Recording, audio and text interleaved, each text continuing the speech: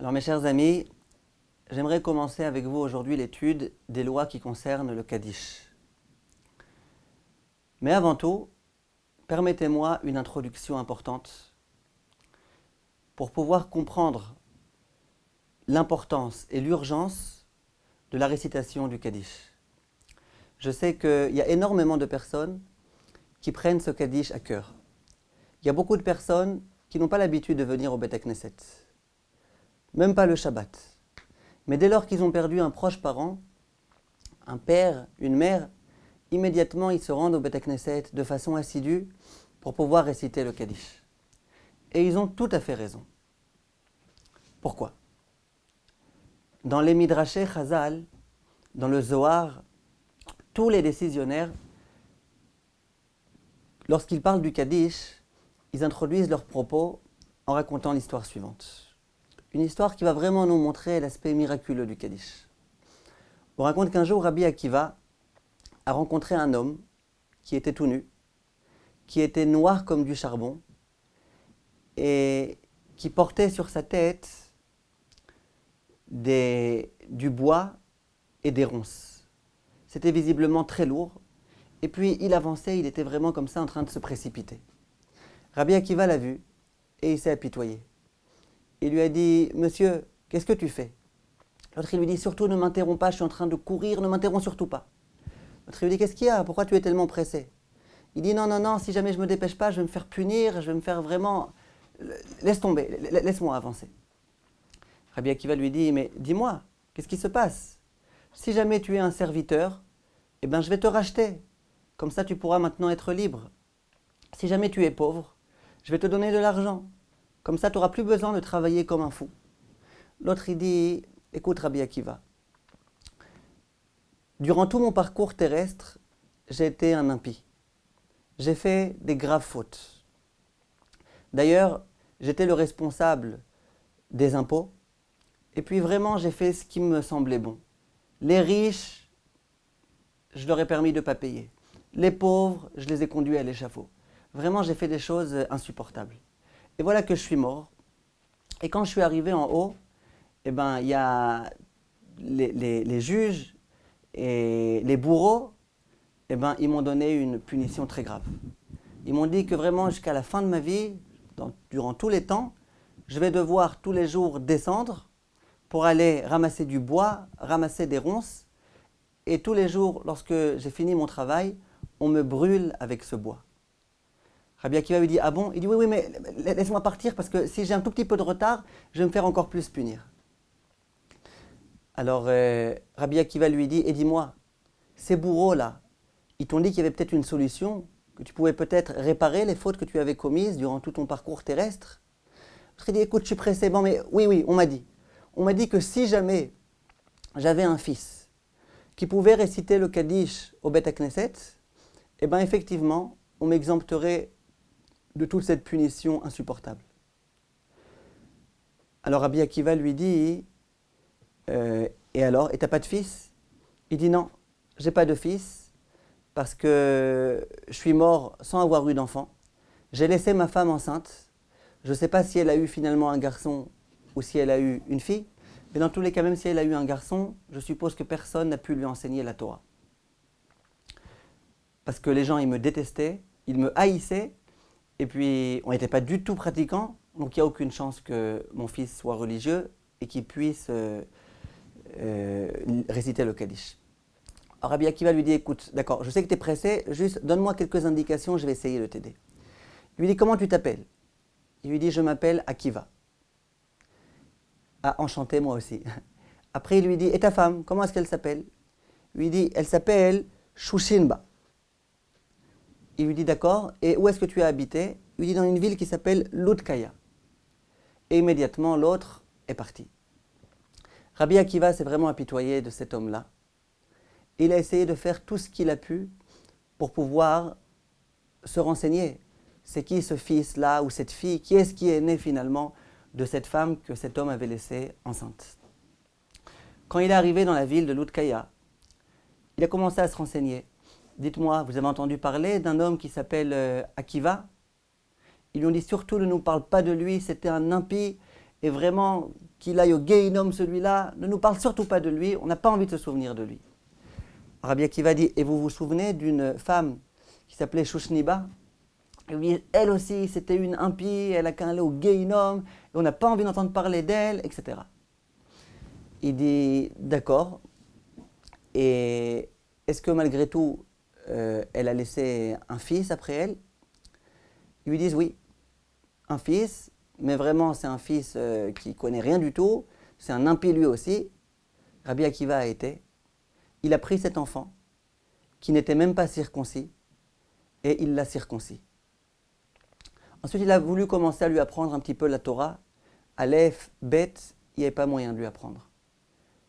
Pourtant, l'enfant voulait apprendre la Torah, mais ça ne rentrait pas. Son cœur était complètement fermé, complètement imperméable à l'enseignement de la Torah. Rabbi Akiva a eu beaucoup de peine. Il a jeûné 40 jours consécutifs pour pouvoir réussir à enseigner la Torah à cet enfant. Et finalement, il a réussi à lui enseigner la Torah. Il lui a enseigné la Kriyat Shema, il lui a enseigné le Shemona Esrei, il lui a appris un petit peu des halachot, jusqu'au jour où cet enfant-là était apte à réciter le Kaddish. Il l'a conduit au Beth Knesset et il lui a demandé de réciter le Kaddish. Il a récité le Kaddish et toute l'assemblée a répondu après « Amen, Yehe, Shemeh, Rabba, Mevarach ». Ensuite, il a été officiant et il a dit « Baruchu Hashem Mevorach ». Et tout le monde a répondu « Baruch Hashem Mevorach, Leolam Vaed ». Rabbi Akiva ne s'est pas suffi de cela et il lui a enseigné la Torah jusqu'à ce qu'il devienne un petit peu érudit en Torah. Après, il a continué à lui enseigner la Torah jusqu'à ce qu'il devienne un grand Talmid Chacham. Ce grand Talmid Chacham, on le rencontre quelquefois quand on étudie la Gemara, il s'appelle Rabbi Nachum Apakoli. Pourquoi on l'appelle Apakoli? Parce qu'en araméen, ça veut dire qu'il a réussi à sauver son père. Il a réussi à sauver son père du Gehinnom. Voilà que, une fois tout cela réalisé, ce fameux Akiva là en question est apparu en songe à Rabbi Akiva. Et il lui dit, Rabbi Akiva, je te remercie 1000 fois. Tu ne sais pas ce qui s'est passé. Il lui dit, le jour où mon fils, Reb Nachum, a récité le Kaddish pour la première fois, à ce moment-là, on m'a exempté complètement de cette énorme sanction. Ensuite, au moment où il a commencé à étudier la Torah, on m'a aussi exempté des petites sanctions qu'il y avait. Et au moment où c'est devenu un sage en Torah, où les gens ont commencé à l'appeler Rabbi, et bien à ce moment-là, on m'a mis au Gan Eden avec les tzadikim qui s'y trouvaient. Et il dit à Rabbi Akiva, vraiment, je te remercie. Et que Dieu te bénisse à toi. Et lorsque tu mourras, que toi aussi tu ailles au Gan Eden. Parce que grâce à toi, grâce à tous ces efforts que tu as faits en mon honneur, et bien voilà, maintenant j'ai le droit au Olam Haba, chose à laquelle je n'aurais jamais eu le droit si jamais je ne t'avais pas rencontré et si jamais tu n'étais pas chargé du fait que mon fils récite le Kaddish. Voilà une histoire émouvante que nos maîtres racontent, et vraiment c'est des sources très fiables qui rapportent cette histoire-là, et qui nous montrent combien la récitation du Kaddish, du fils, a un pouvoir salvateur pour le père ou pour la mère. Là, on avait affaire à un homme qui était vraiment un homme impie, un mécréant, un homme qui avait fait vraiment des choses atroces dans sa vie. Et malgré tout, le Kaddish de l'enfant a pu sauver le père de tout le châtiment qui lui avait été prévu. Donc de là, on voit combien c'est important de réciter le Kaddish. Ce n'est pas toujours facile. Parfois, il faut se lever tôt le matin pour pouvoir réciter le Kaddish. Et quelquefois, on a raté l'office, il faut aller chercher un autre office.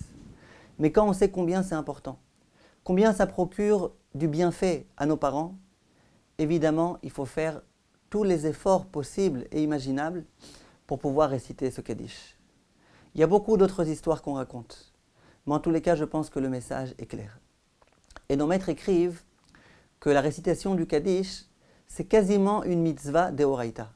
Vous savez que l'honneur qu'on doit aux parents, il est écrit dans la Gemara qu'on doit les honorer de leur vivant, mais qu'on doit les honorer aussi après leur mort. Comment on honore son père du vivant? On l'honore, on l'aide, on l'écoute, on le conseille, on écoute ses conseils, on écoute les choses qu'il a à nous dire. Une fois qu'il est décédé, comment on peut l'honorer? En se préoccupant de son âme, en essayant d'élever son âme le plus possible. Comment on fait pour élever l'âme de nos parents? L'une des choses qu'on vient de voir à présent, c'est de réciter le Kaddish. Quand l'enfant, le fils, récite le Kaddish pour son père ou pour sa mère, ça a vraiment un impact extraordinaire pour l'âme du défunt. Et c'est la raison pour laquelle il faut s'efforcer de le faire. Disent les décisionnaires que d'une certaine façon, l'honneur qu'on donne à nos parents en récitant le Kaddish après leur mort, c'est un honneur encore plus important que l'honneur qu'on leur donnait de leur vivant. Pourquoi? Parce qu'un père qui dit à son fils de son vivant, écoute, c'est pas la peine de préparer un café, je renonce à mon honneur. Un père qui dit à son fils, je t'autorise de t'asseoir à ma place. La halakha est que si un père renonce à son honneur, eh ben, le fils a le droit de ne pas l'honorer. Ça, c'est durant son vivant. Par contre, après sa mort, ça n'existe plus de pouvoir renoncer. Aucun père renonce au Kaddish. Même si un père avait dit à son fils, je renonce à cela, ça n'existe pas. Parce que le Kaddish, c'est quelque chose de tellement important qu'on a le devoir de le réciter en l'honneur de nos parents. Il faut savoir aussi, mes chers amis, ce que dans le Sefer Yesh Nochalin, il écrit, que s'il est vrai que le Kaddish a un pouvoir, une vertu tellement extraordinaire, il est vrai aussi qu'il y a quelque chose qui est encore plus extraordinaire. Ça ne veut pas dire qu'il ne faut pas réciter le Kaddish. Mais en dehors du Kaddish, c'est important d'intensifier l'étude de la Torah. L'étude de la Torah du fils, en particulier, de la fille aussi. Cette étude-là, elle a le pouvoir, elle aussi, d'être bienfaisante pour l'âme de nos parents et pour leur permettre de s'élever au fur et à mesure du temps. Et plus l'enfant va s'investir dans l'étude de la Torah, plus ça aura des répercussions pour son père, des répercussions pour sa mère. Les personnes qui n'ont pas la possibilité d'étudier d'elles-mêmes la Torah, parce qu'elles ne sont pas érudies encore en Torah, parce qu'elles n'ont vraiment pas le temps de s'investir corps et âme à l'étude de la Torah, c'est bien que ces personnes-là permettent à d'autres personnes d'étudier la Torah. Que ces personnes donnent de l'argent des Talmidei Chachamim pour pouvoir leur permettre d'étudier encore mieux la Torah, de s'investir encore plus dans leur étude, de ne pas être préoccupés par tous les soucis matériels qui les concernent. Ça, c'est important. Donc si on résume, mes chers amis, le Kaddish, il faut faire très attention, être très scrupuleux. Durant toute l'année où on a perdu nos parents, aller au Beth Knesset, réciter le Kaddish avec le plus de ferveur possible. Essayez de comprendre le sens de ce qu'on dit. Essayez de dire le Barechu et Hashem Amevorach aussi. Et savoir que ce faisant, on donne énormément à nos parents.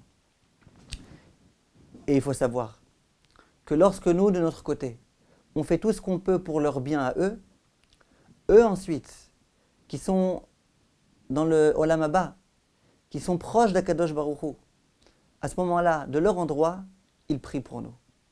Et le Zohar Akadosh dit que n'était-ce le fait qu'il y a nos ancêtres et nos tzadikim qui se trouvent dans le Olam Haba à proximité avec Hachem et qui prient pour nous, le monde ne pourrait pas se maintenir ne serait-ce qu'une demi-journée. Comme ça le Zohar écrit, comme ça Rabbi Shimon Bar Yochai écrit. Ça veut dire que tout ce qui fait qu'on peut vivre, qu'on peut donner des cours de Torah, qu'on peut écouter des cours de Torah, que le monde se maintient, c'est grâce aux prières des personnes qui se trouvent dans le Olam Haba et qui prient pour nous qui nous trouvons dans ce monde-ci. Donc, pour obtenir cette réciprocité, nous, on doit faire tous les efforts qu'on peut pour élever l'âme de nos proches. Et nos proches, eux, à leur tour, feront tout ce qu'ils pourront pour que nous, dans ce monde-ci, on puisse avoir une grande réussite dans tous les domaines. Voilà. Kol Tov, mes chers amis, et à bientôt.